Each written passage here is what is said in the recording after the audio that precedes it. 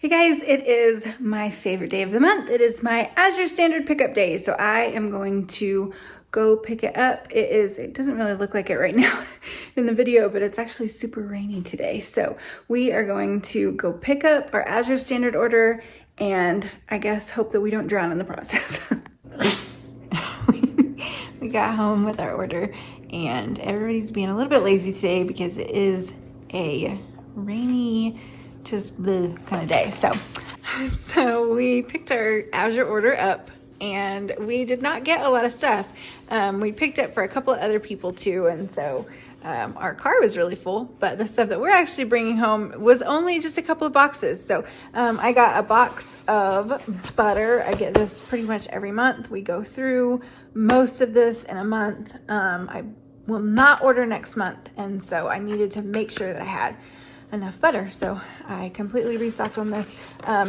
This whole box is, I want to say it's 15 pounds. Each of these blocks is a full cup, and it is a half a pound of butter, and it's really, really good butter. If you order nothing else, you like our artwork back there. If you order nothing else from Azure Standard, this butter is definitely worth it. The next thing was we decided to try a different kind of granola. We really, really loved the French vanilla almond one, but we decided to give this one a shot this time. So we got some granola, and then I ordered a box of 8 of these chickens. These are really cold, so I kind of don't want to grab one, but they are really, really good quality whole chickens. They are air chilled. I think they have a completely organic version too, but these are non-GMO. These might be the organic ones, I don't remember. But I really, really love ordering these and having these on hand. I roast a chicken almost every single week just so that I can make chicken stock from it. So this is it. This is all that we ordered this month. So I thought that I would show you guys not just what we ordered, but then just also kind of how I use some of this stuff. I have all my Azure stuff put up. Didn't take me very long this time. I did pull out a couple of products that I have ordered from them in the past, and then some butter from this month as well. And I thought that I would show you guys a really delicious cake recipe that I am really feeling right now as we get like colder temperatures, and that is going to be a maple cake. So I am using a lot of stuff that I just picked up from like Target or Walmart or whatever grocery store, things like powdered sugar and all-purpose flour. I'm not too worried about ordering those things from Azure right now. The prices of everything has just gone up so immensely that there are a few things that I am still just gonna grab from a grocery store near me just because it is so much less expensive. But there are a couple things that I have found that ordering from Azure are definitely worth it. So the first one for me is butter, and then the other one for this ingredient is the maple syrup. I have found that their maple syrup is just by far the best tasting maple syrup that I have found anywhere. I have everything set out right now that I am going to need. I actually need to move some of this stuff out of my way though, because the first thing that I am going to do is mix my dry ingredients together. So I am going to start out with 2 1/4 cups of all-purpose flour. To that, I'm going to add 2 1/4 teaspoons of baking powder. This baking powder I also got from Azure Standard, about that much. And then 3/4 of a teaspoon of salt. So I'm going to just use my measuring spoon here to just kind of mix my dry ingredients together. And then these I can set aside until I'm ready to actually use them. Up next, I need my butter. So I love this butter because it comes like in a block like this, and this is 1 cup. This is just a little bit easier for me to deal with. So I need 3/4 of a cup, so I'm gonna cut off 1/4 of this and put that in my butter dish. We'll use that for something else. And then the rest of it is gonna go into my mixing bowl. The easiest way that I have found to do this is I will measure out where the half is, and then I will split that in half as well. And that goes. There are measurement lines on the side of the paper here, but it actually says that this is 2 cups. So I've never understood, Rumiano, if you're watching this, I don't know why you guys have done that. This is only 1 cup of butter, be aware of that. And then to that, I'm gonna add my brown sugar. I need 1/2 cup of light brown sugar for this. Azure Standard, I don't think they sell brown sugar, but what they do sell is cane sugar and molasses, which is all brown sugar is. So if you run out of brown sugar and that's all you have, then you can make your own. It's very handy. Okay, so now that I have everything in, I'm just going to mix this together for about 3 minutes on high until everything is creamed together and is light and fluffy. All right, so I'm gonna move this so that you guys can see. So my brown sugar and my butter are mixed together really, really well. They're creamed together. They're kind of light. They changed color a little bit. It looks a little bit fluffy in there. So I am going to start adding eggs. I'm going to add 3 eggs that are at room temperature. I'm going to add them 1 at a time and let that mix in. I am going to stop and scrape down the sides because that butter and sugar, especially when you're creaming that together and just kind of starting to mix everything in, that fat will really stick to the side of your bowl. So make sure that you are scraping that off, scraping off what is on your paddle attachment as well.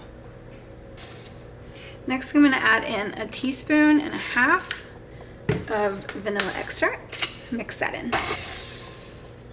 Okay, from there I am going to add in 1 cup of this maple syrup. So I will say I like to get the one that says robust, the grade A dark robust. It just has the most maple flavor in it. I do keep this in the refrigerator. I pulled it out about 20 minutes ago. Ooh, it smells good. To make sure that it is a nice pourable consistency. I mean, it stays pretty thin, but it just makes it easier to mix in if it is closer to room temperature. So I am going to add 1 cup of maple syrup. That's going to sweeten that up and just give it some really good maple flavor. Once that kind of starts to, ooh, it smells so good. Once that kind of starts to mix in, I'm going to add in 1/4 cup of whole milk, and that is all of my liquid ingredients. So I'm going to give this a really good stir, and then I'll start adding in the dry ingredients. One thing that you might note too is, I don't know if you can see how well you can see that. This looks super broken, and that's because the fat and the water are not going to mix together super well right now.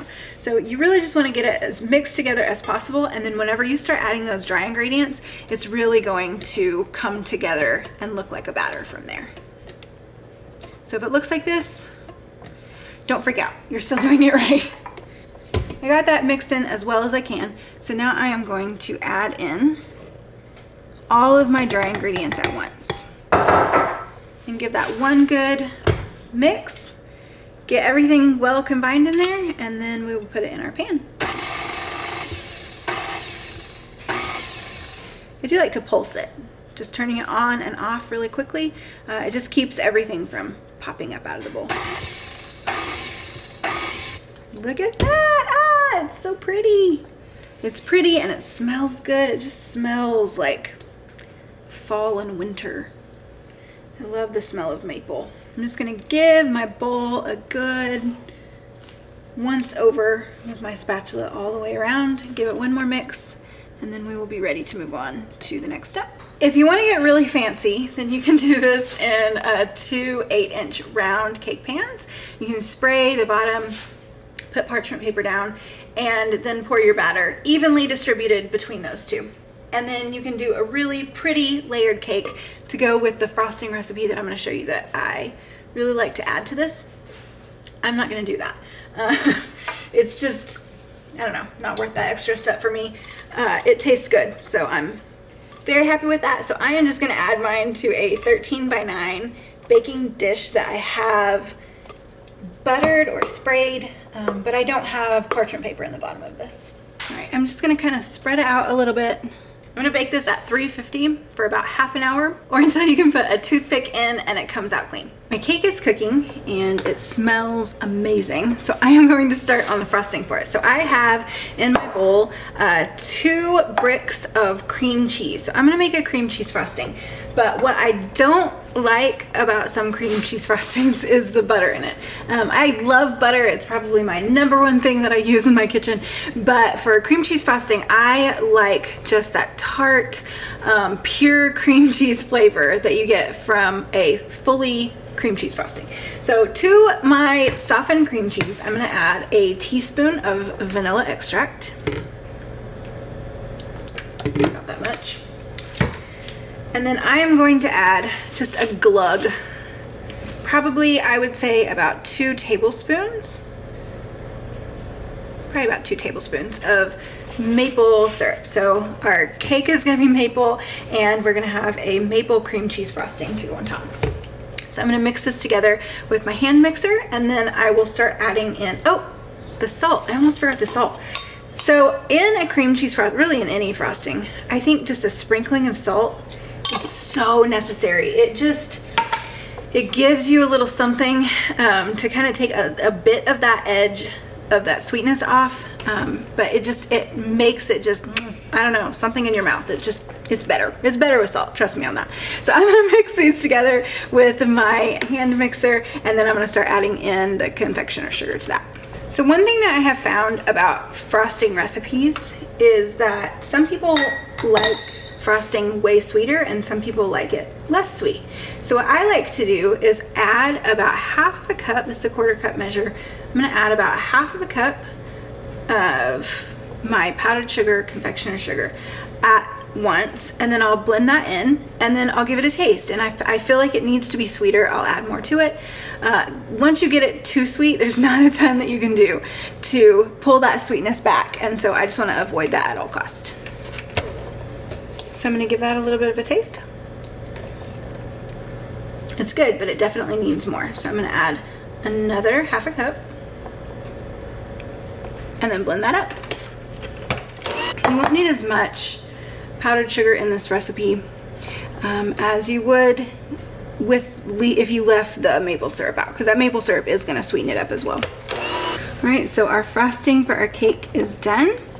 So I am going to cover this and just set it aside until our cake is out of the oven and completely cooled, and then we will frost it. Guys, I just took this out of the oven and it smells so good. It is still a little bit warm, but I can put my hands on it. I guess it's been an hour or so since I took it out of the oven. So I am going to go ahead and frost my cake now. So this hopefully won't just melt all over the place. Oh, it's doing good. Okay, so this icing has some maple in it, but it also has that tang, which is going to be a nice contrast to that really sweet maple flavor. And yeah, I'm really excited about eating this cake. The last thing that I have to add are some of these bacon crumbles. So I'm not actually gonna put it on top of my cake, but I am going to crisp some up in a pan and serve it in a bowl next to the cake, so that if anybody wants to grab some and be able to add like a salty bite of crunchiness, I don't know, on top of their piece of cake, then they can. But I do have one kid who does not like bacon, and I have another who does not like bacon with like sweet stuff. So that will be for those of us who want it. But otherwise, this cake is done, and I hope that you guys enjoyed it, and I will see you guys next time. Thank you so much for watching, and I hope that this has inspired you guys to order some fun stuff from Azure Standard.